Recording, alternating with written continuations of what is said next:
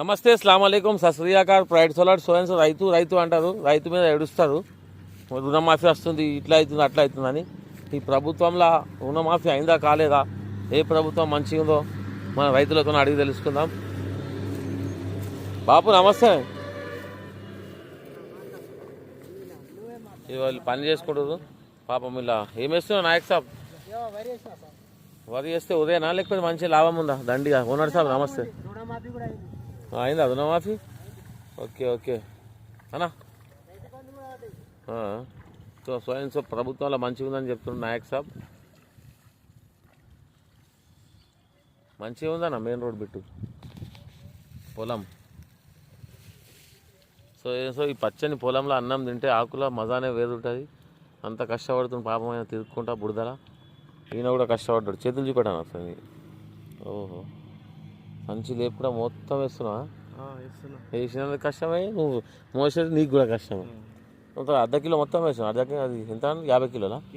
Quintal సంచే అంటే ఇది అర్ధ క్వింటల్ కదా? 50 కిలోలు మొత్తం లేపుకుండా మొత్తం మళ్ళు తగులుతున్నాయి మొత్తం చుట్టుపక్కల పొలం మొత్తం. చెమట కూడా వస్తుంది నీకు. తిన్నావా? తినలేవా? మళ్ళా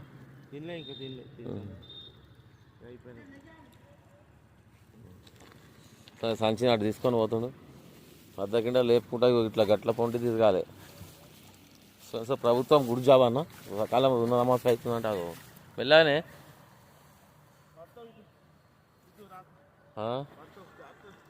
నాకు అలవాటే, నేను రైతులే. నీకు బరువుకు పడ్డావు, అది చెప్పేదిపోయింది పాపం. మీరు మా పక్కడం ఇక ఎట్లుంటుంది గట్ల మీద నడవాలంటే. హైదరాబాద్ వాళ్ళు మీకు చెప్తున్నా పర్ఫెక్ట్లీ. నేను కూడా పడబోతుండే, కానీ నాకు అలవాటే చిన్నగా ఉన్నప్పటి నుంచి. చిన్నగా ఉన్నప్పుడు మేకలు కాసినాం మనం.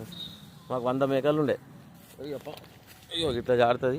ఈ గట్ల మీద చాలా జాగ్రత్తగా వెళ్ళాలి. షోపులు టాపులు పడితే మొత్తం బురదల పడతాం. మళ్ళీ పడ్డాడు.